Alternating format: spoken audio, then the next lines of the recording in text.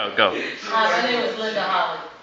I'm here with a bunch of my friends, my family, and we're here to talk about the position I hold, music minister. There's history behind that position. It's not a matter of just being a musician. You can have any average band, but when you do this, the dedication of, as it appeals to the Lord, and you want to do it, you want to think of it as a higher calling than just your average musician. Although we are average, humble. Well, the origin of music ministry is a unique thing because a lot of people don't know really the origin is almost because it's satanic. So it's not evil in nature. Music in general is not evil. What do you think, Danny? Music is not evil. Music, the origins of music though. Satan was the first minister of music.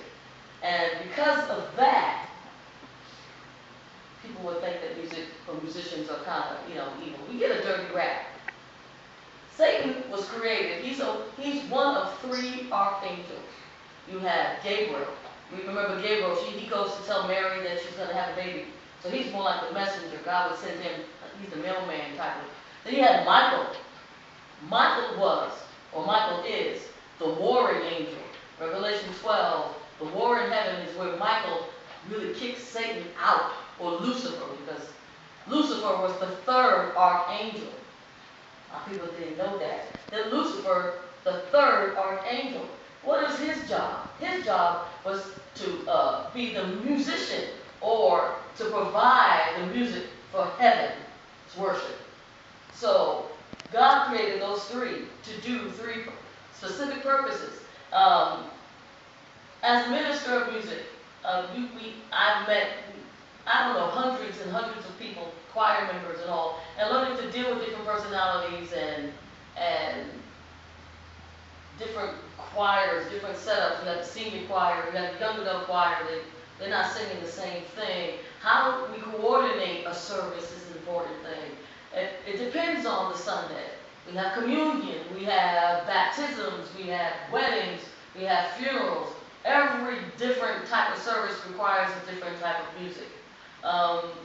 Really depending on the congregation, the type of service we're having, that's how music is designed. For me, it's a prayerful thought. I don't just go in and pull a hymnal and, whatever page it opens up to, that's the page that the Lord wants us to sing.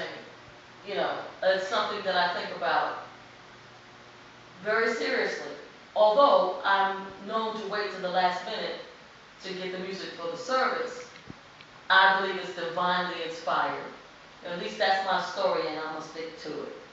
All right, so music is my ministry.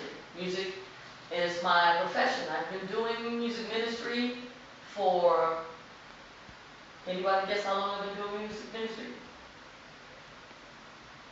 Go ahead. How many last again? 5 music ministry? 5 years? 5 years. No, longer than that. Devontae? 20? Longer than that? I was just going my age. 40 or more. 40? Or more. Well, I'm only 50. So 38, so she's very close. For 38 years. I was closer. She passed. Well, this horseshoes, hanger maids. So for 38 years, I've been a music minister, starting out when I was quite young, and I was almost an infant. But and it's a wonderful profession. I hope others will follow in my footsteps. And if you need to know anything more about it, inbox me. Get me on Facebook. All right. Are there any questions? I have a question.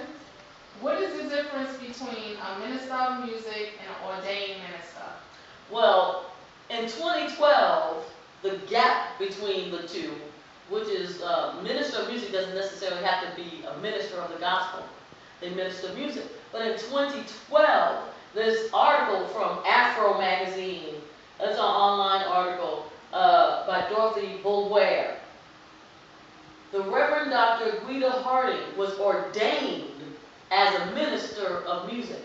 Now, she was a licensed minister, but when she was ordained, they included her music ministry as a part of her ordination, which just means that she's licensed to do funerals, to do weddings. You know, your ordination is registered with the state, Okay. whereas your license is registered with your church. Any other questions? What are the different styles of music for a wedding, a funeral, or just Sunday service? It's more of it depends on the type of service. Let's say if you say a wedding, you want something that would evoke emotion because it's about love. You know, so you tend to go with the love songs. And then are there any spiritually inspiring love songs? I don't know. We tend to go to the secular world to find mood music for, you know, you had Luther Vandross, Stevie Wonder, Ribbon in the Sky. Those are love songs, you know, you think to evoke the emotion of love. For a funeral, you want to evoke sympathy or support. Songs like His Eye is on the Sparrow, and songs like Amazing Grace, or you want to have the presence of God as a comforting aspect of the service. For general services, it's worship. It's not about how you feel or how I feel. It's about giving God glory. So you want music that will emote praise. Like, the choir has some issues in terms of like they're good leaders, so they think it's all about them, especially if everybody says yay. Especially if everybody says yay. But really, it's all about God in service, in the worship service. So we have different. Anybody else have any other questions? We're all good? All right, other sources for this speech include the Holy Bible, include Donald Alban's Communications, our textbook, a redemptive study, and some online sources, which include the Metropolitan Baptist Church and the Afro Magazine.